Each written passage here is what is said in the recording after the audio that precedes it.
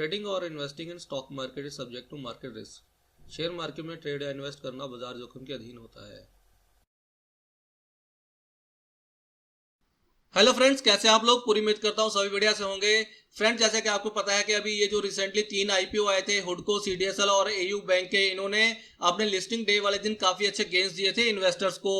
But अगर friends, अगर आपने नोटिस किया हो कि पिछले 3-4 दिनों में इन तीनों के ही प्राइसेस में, इन तीनों के शेयर्स के प्राइस में सडनली इंक्रीज आना शुरू हो गया था। तो क्या ये जो इंक्रीज था इस पे हमें भरोसा दिखाना चाहिए था, या ये जो इंक्रीज सडनली 3-4 दिनों से जो कंटिन्यूस आ रहा था वो कोई वार्निंग सिग्नल दे रहा था? तो आज का अपना वीडियो मैं इसी टॉपिक पे बना रहा हूं कि आप कैसे पता लगाएं कि अगर किसी शेयर का प्राइस सडनली इंक्रीज हो रहा है पिछले 3-4 दिनों से, तो क्या हमें उस पर कॉन्फिडेंस दिखाना चाहिए, यानी हमें उस पर फ्रेश बाइंग करनी चाहिए, या अगर हमारे पास कोई पहले से शेयर्स हमारे पास पड़े हुए हैं तो क्या उसमें हम प्रॉफिट बुक कर लें। तो आज का अपना वीडियो मैं इसी टॉपिक के ऊपर बना रहा हूं।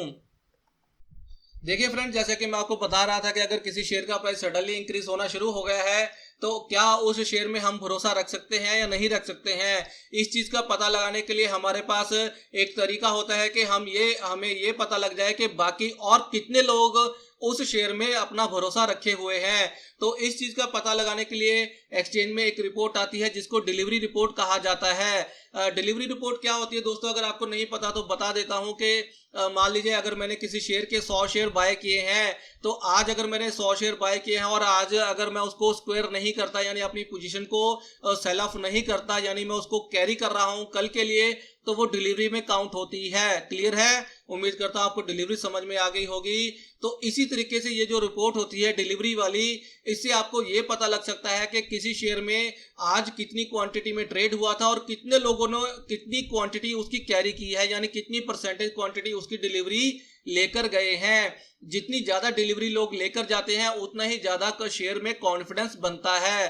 क्लियर है? उम्मीद करता हूं आपको ये डिलीवरी समझ में आ गई होगी। अब ये जो रिपोर्ट है ये मैंने कहां से निकाली है, आप कैसे इसको चेक कर सकते हैं, वो अब मैं पहले आपको बता देता हूं, फिर आपको ये जो रिपोर्ट है इसमें मैं क्या आपको बताने वाला हूं या इस पे क्या इंटरप्रिटेशन है मेरी, वो फिर मैं आपको बाद में बताऊंगा। देखिए फ्रेंड्स, अगर आपने किसी शेयर की एक दिन की डिलीवरी चेक करनी है, यानी आज अगर मान लीजिए 17 तारीख है और तो लास्ट जो ट्रेडिंग डे था उस दिन की अगर आपने कोई डिलीवरी चेक करनी है, तो आप क्या करें, एनएसई की वेबसाइट ओपन करें और यहाँ पे जहाँ कोड हम डालते हैं, यहाँ पे कोई भी शेयर डालें। फॉर एग्जाम्पल हम हुडको डाल देते हैं, एंटर करते हैं और यहाँ पे देखिए आप स्क्रॉल डाउन करेंगे तो यहाँ पे देखिए ये लिखा हुआ है सिक्योरिटी वाइज डिलीवरी पोजीशन। यहाँ पे डेट भी दी हुई है कि यहाँ पे अभी जो आपको रिपोर्ट मिलेगी एक दिन की, वो कौन सी डेट की मिलेगी। यानी अगर आज 17 जुलाई का ट्रेडिंग सेशन चल रहा है तो पिछला जो ट्रेडिंग सेशन था वो 14 जुलाई का था। अगर आप यहाँ पे जो प्लस सिग्नल है इसको क्लिक करेंगे तो यहाँ पे आपको दिखेगा कि क्वांटिटी कितनी ट्रेड हुई थी 14 जुलाई की और कितने लोग डिलीवरी लेके गए थे, उसकी परसेंटेज क्या है। ये देखिए 18.51% है, यानी जो 20% से कम है। क्लियर है? उम्मीद करता हूं आपको समझ में आ गया होगा कि डिलीवरी यहां से एक दिन की चेक की जा सकती है। अब इसी तरीके से अगर आपने एक दिन से ज्यादा की अगर डिलीवरी चेक करनी है किसी शेयर की, तो वो कैसे चेक कर सकते हैं वो अब मैं आपको बताता हूं। एक दिन से ज्यादा की डिलीवरी रिपोर्ट देखने के लिए एनएसई इंडिया के होम पेज पे आप स्क्रॉल डाउन करें। यहाँ पे देखिए ये जो क्विक लिंक्स लिखा हुआ है इसके नीचे ऑल रिपोर्ट्स का ऑप्शन आ रहा है, यहाँ पे क्लिक करें। क्लिक करने के बाद यहाँ देखिए ये आर्काइव्स का ऑप्शन आ रहा है, इसके नीचे देखिए ये security wise price, volume and deliverable positions आ रहा है, इसको क्लिक कीजिए। क्लिक करने के बाद यहाँ पे एंटर सिंबल करना है, यहाँ पे आप कोई भी शेयर एंटर कर दीजिए। फिलहाल मैं हुडको ले लेता हूँ और यहाँ से इक्विटी सिलेक्ट कर लेते हैं।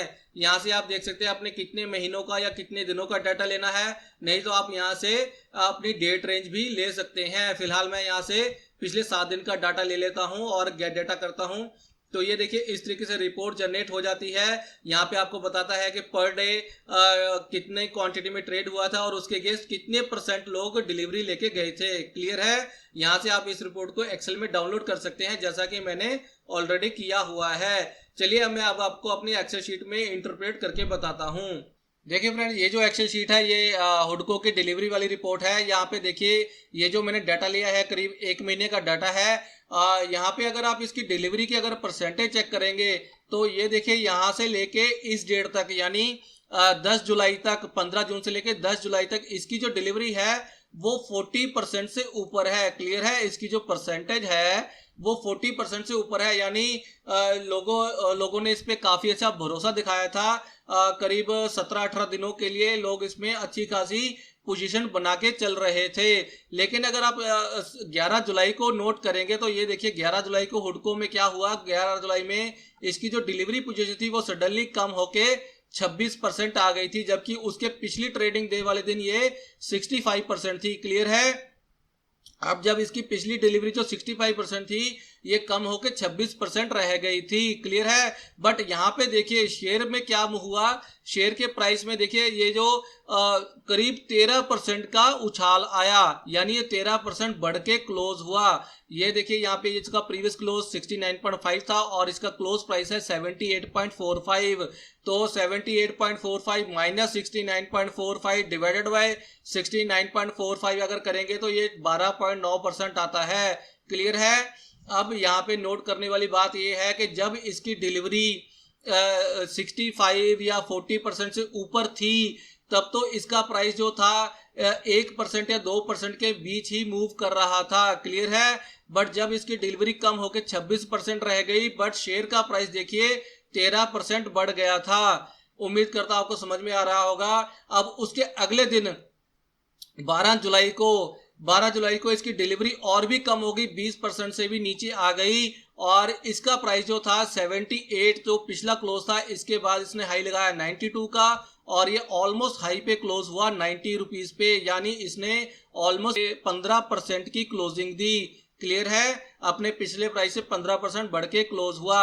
अब यहां से हमें इंडिकेशन मिलना शुरू हो गया था कि लोगों की जो भरोसा था इस शेयर के ऊपर वो कम होना शुरू हो गया है, बट प्राइस जो है वो इंक्रीज होना शुरू हो गया है, बट जो लोग थे वो डिलीवरी लेकर नहीं जा रहे थे।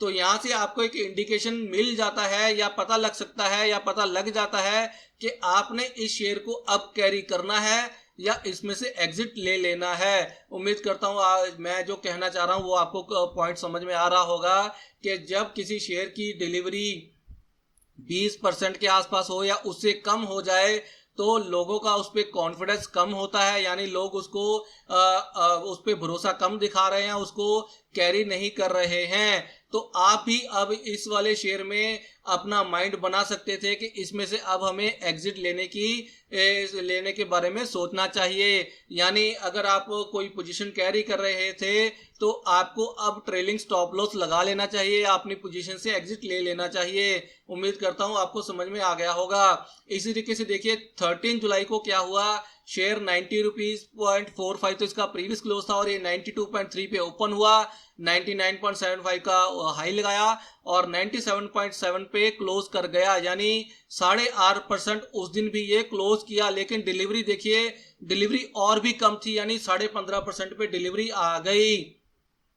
तो अब ये और भी पक्का हो गया था कि इसके आने वाले दिनों में इसका जो प्राइसिस है वो ऊपर जाने की बजाय गिरने की संभावना ज्यादा है। तो यहाँ से हमें एक इंडिकेशन मिल जाता है कि हम अब अपने पोजीशन को या तो एग्जिट ले लें या सबसे बेटर तरीका क्या होता है कि अगर आपको किसी शेयर में 20%, 30% या 40% का रिटर्न आ रहा है तो आप उस पर ट्रेलिंग स्टॉप लॉस लगा ले 5% या 6% जो भी आपको लगता है, सो दैट अगर किसी शेयर में बड़ी गिरावट आ जाए तो आपका जो मुनाफा है वो कम ना हो।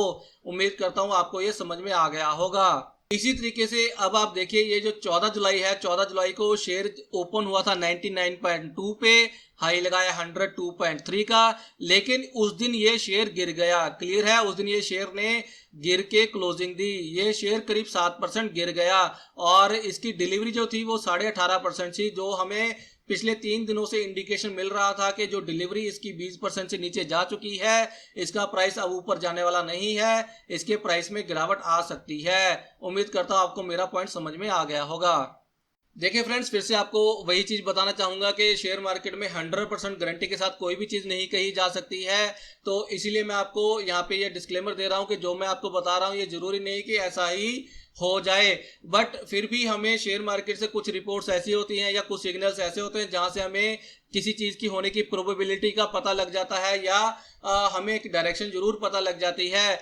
फॉर एग्जांपल अगर मैं ये कहूं कि यहाँ से 65% से डिलीवरी कम होकर 26% आ गई थी, तो यहाँ से मेरे लिए तो ये सिग्नल था कि आने वाले कुछ दिनों में इसका प्राइस डिक्रीज हो सकता है। बट ये कब डिक्रीज होगा ये कहना बड़ा मुश्किल है। जैसे कि आप देखिए यहाँ पे 26% डिलीवरी थी तो शेयर बढ़ गया 13%, फिर 19% डिलीवरी आ गई तो शेयर फिर भी 15% बढ़ गया। अब यहाँ से ये कहना बड़ा मुश्किल था कि ये जो डिलीवरी कम हो रही है बट प्राइस इंक्रीज हो रहा है, ये कितने दिनों तक ऐसे ही चलता रहेगा। उम्मीद करता हूँ आपको मेरी बात समझ में आ रही होगी कि शेयर मार्केट में कोई भी चीज कहना या गारंटी के साथ कहना बड़ा मुश्किल है। ये कोई भी गारंटी नहीं दे सकता है, बट फिर भी हमें एक डायरेक्शन जरूर मिल जाती है कि हम किस डायरेक्शन में अपने आप को मूव कर सकते हैं। यहां से हमें एक सिग्नल मिल गया था कि हम अपनी पोजीशन में ट्रेलिंग स्टॉप लॉस लगा लें। उम्मीद करता हूं आपको मेरा पॉइंट समझ में आ गया होगा। अब ये जो एक्सेल शीट है ये सीडीएसएल की डिलीवरी वाली रिपोर्ट है। ये देखिए 30 जून को ये शेयर लिस्ट हुआ था और जिस दिन ये लिस्ट हुआ था उस दिन ये 75% से ऊपर इसने रिटर्न दिया था। अब यहाँ पे देखिए डिलीवरी वाले दिन इसकी में 29% की डिलीवरी थी, फिर ऑलमोस्ट 23%, 29% और 41% की डिलीवरी थी। क्लियर है। और ये लिस्टिंग वाले दिन के बाद देखिए ये जो है शेयर करीब 1% की रेंज में मूव कर रहा था। यहाँ तक उम्मीद करता हूँ आपको समझ में आ रहा होगा। देखिए ये जो 3 दिन है, 3 जुलाई, 4 जुलाई और 5 जुलाई को यहाँ पे इसकी डिलीवरी 22%, 28% और 41% है, लेकिन शेयर का प्राइस जो है वो करीब 1% के आसपास ही मूव कर रहा था। बट इसके अगले दिन से देखिए 6 जुलाई के बाद क्या हुआ, इसकी डिलीवरी कम होकर 20% रह गई, शेयर ने 11% का मूव दिया, फिर 9% रह गई, शेयर ने 13% मूव दिया। इसी तरीके से इसने 13 जुलाई को 10% की अपर फ्रीज लगाई। क्लियर है। 13 जुलाई को 10% की अपर फ्रीज लगाई, लेकिन उसके बाद यहाँ पे देखिए मैं जो आपको पॉइंट पहले भी बता चुका हूँ, हुडको वाले केस में यहाँ पे डिलीवरी जो है वो कम हो रही है पर शेयर का प्राइस जो है वो इंक्रीज हो रहा है। और ये हमें इंडिकेशन दे रहा था कि शेयर के प्राइस में कुछ मैनिपुलेशन चल रही है। इसमें से हमें या तो हमारा प्रॉफिट बुक कर लेना चाहिए या हमें अपनी पोजीशन पे ट्रेलिंग स्टॉप लॉस लगा के चलना चाहिए, सो दैट अगर इस शेयर में कहीं कोई बड़ी गिरावट आ जाए तो हमें कोई भारी भरकम लॉस ना हो जाए। उम्मीद करता हूं आपको मेरा पॉइंट समझ में आ गया होगा। और ये देखिए 14 जुलाई को इस शेयर ने हालांकि हाई तो अपना लाइट हाई भी लगाया, लेकिन इसी दिन इसने नीचे वाले 10% की लोअर सर्किट भी टच किया। उम्मीद करता हूं आपको मेरा पॉइंट समझ में आ गया होगा कि डिलीवरी कम हो रही थी, प्राइस इंक्रीज हो रहा था और अल्टीमेटली इसने 14 जुलाई को लोअर सर्किट लगा दिया। उम्मीद करता हूं आपको मेरा पॉइंट समझ में आ गया होगा। यहाँ पे मैं आपको एक एग्जांपल देना चाहूँगा कि मेरा क्लाइंट है जिसको सीडीएसएल में एक लॉट अलॉट हो गया था, उसने अप्लाई किया था, उसे एक लॉट अलॉट हो गया था, बट उसने लिस्टिंग डे वाले दिन उसने पोजीशन स्क्वायर नहीं की, वो उसको कैरी कर रहा था। और जब इसका price day by day increase होना शुरू हो गया तो मैंने इसकी डिलीवरी रिपोर्ट ट्रैक करनी शुरू कर दी। और जब मुझे लगा कि यार इसकी डिलीवरी रिपोर्ट तो 20% से ऊपर जा ही नहीं रही है, तो मैंने उसको फ़ोन करके बता दिया कि यार हो सकता है इसका प्राइस जो है आने वाले दिनों में गिर सकता है, क्योंकि इसका प्राइस डे बाई डे तो इंक्रीज हो रहा है लेकिन इसकी डिलीवरी नहीं बढ़ रही है। डिलीवरी तो इसकी उल्टा मतलब 20% से भी नीचे है। तो मैंने उसको ऑलरेडी एक वार्निंग दे दी थी। और उसने क्या किया, जब इसका प्राइस 486 लगा था उसने अल्टीमेटली अपना जो टारगेट है 500 का लगा दिया, मार्केट में सेल ऑर्डर लगा दिया था कि जब 500 रुपये टच होगा तो वो एग्जिट कर जाएगा। लेकिन उस दिन ये प्राइस 486 के ऊपर नहीं गया और अल्टीमेटली प्राइस गिरना शुरू हो गया और मेरे क्लाइंट ने फिर 412 पे एग्जिट ले लिया था, यानी उसने 412 पे अपना प्रॉफिट बुक कर लिया था। यानी डिलीवरी रिपोर्ट काफी हेल्पफुल हो सकती है अगर हम इसे ठीक ढंग से इंटरप्रेट करें। तो चलिए अब हम इसका एक और एग्जांपल देख लेते हैं एयू बैंक की। देखिए ये एयू बैंक की डिलीवरी रिपोर्ट है। यहाँ पे देखिए ये 10 जुलाई को शेयर लिस्ट हुआ था। लिस्टिंग डे वाले दिन के बाद देखिए इसकी जो डिलीवरी थी 20% के आसपास डिलीवरी थी, शेयर का प्राइस इंक्रीज हुआ था 4.7%। इसी तरीके से देखिए इसकी जब डिलीवरी कम होके 12.7% रहेगी, बट इसका प्राइस जो था वो 10% इंक्रीज हो गया था।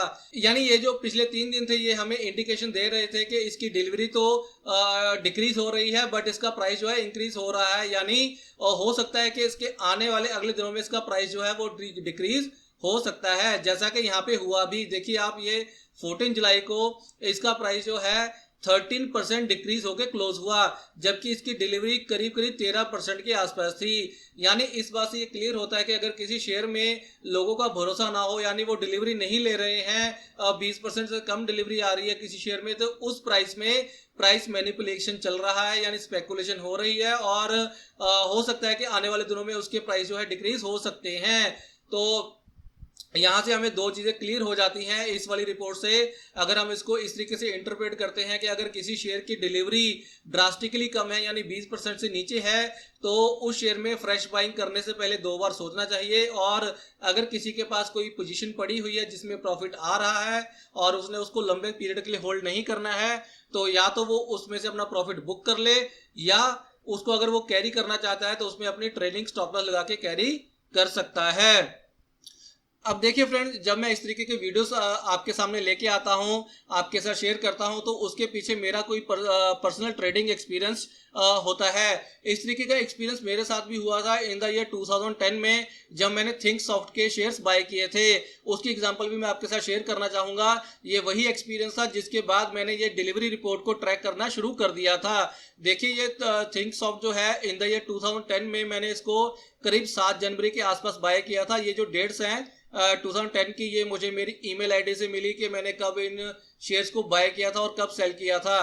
तो देखिए, जो थिंकसॉफ्ट का शेयर है इसको मैंने 7 जनवरी के आसपास बाय किया था, करीब 350 में बाय किया थे। 100 शेयर्स मैंने बाय किए थे, और इसको मैंने करीब 2 फरवरी के आसपास इसको सेल कर दिया था। और मुझे याद है कि मुझे करीब 11,000 या 11,500 का प्रॉफिट आया था 100 शेयर्स के पीछे। बट मैंने उसे 2 फरवरी को क्यों निकाल दिया था या क्यों सेल आउट कर दिया था, उसके पीछे रीजन ये था कि जब मैंने इसकी डिलीवरी रिपोर्ट चेक की एक दिन पीछे वाली, तो देखिए मुझे 9% उसकी डिलीवरी दिखी। यहाँ पे देखिए इसकी 9% डिलीवरी आपको दिख रही होगी। तो यही वो इंडिकेटर था जब मुझे इसकी डिलीवरी में कन्विक्शन नहीं दिखा, यानी ये मुझे भरोसा हो गया कि जो लोग इसमें ट्रेड कर रहे हैं वो उसकी डिलीवरी लेकर नहीं जा रहे हैं, वो इसमें भरोसा नहीं दिखा रहे हैं। तो मैंने भी अपनी पोजीशन थी वो 2 फरवरी को सेल कर दी और 11,500 का प्रॉफिट लेके बाहर आ गया। अब अगर आप देखेंगे तो ये मैंने 2 फरवरी को सेल किया था, और बट इसके बाद भी इसने 570 का हाई लगाया 11 फरवरी को।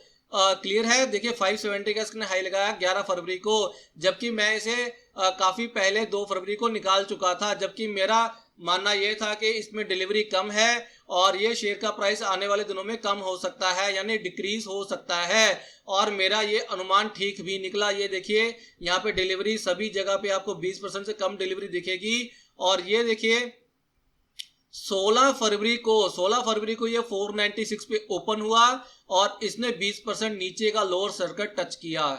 क्लियर है। इसके बाद फिर देखिए 17 फरवरी को 397 पे ये इसका प्रीवियस क्लोज था और ये 390 पे ओपन हुआ, यानी यहीं से इसने फिर लोअर सर्किट फिर टच किया 317 का। क्लियर है। इसके बाद फिर देखिए 18 फरवरी को ये 285.95 पे ओपन हुआ और यही इसका फ्रीज पॉइंट था 10% का। उम्मीद करता हूं आपको मेरी बात समझ में आ गई होगी कि जो मेरा वीडियो बनाने का मकसद था, मेरा वीडियो बनाने का मकसद आपको डराना नहीं है। ऐसा नहीं है कि अगर किसी शेयर की डिलीवरी रिपोर्ट बिल्कुल कम आ रही है तो वो उस शेयर का प्राइस ड्रास्टिकली कम हो जाएगा या उसमें नीचे वाले सर्किट्स लगने शुरू हो जाएंगे। जैसा कि मैं आपको पहले ही बता चुका हूं कि इसकी गारंटी कोई भी नहीं दे सकता कि आने वाले टाइम में क्या हो सकता है। बट यस, ये जरूर है कि हमें एक इंडिकेशन जरूर मिलता है किसी चीज का कि अब हमें अपना अगला मूव क्या रखना चाहिए।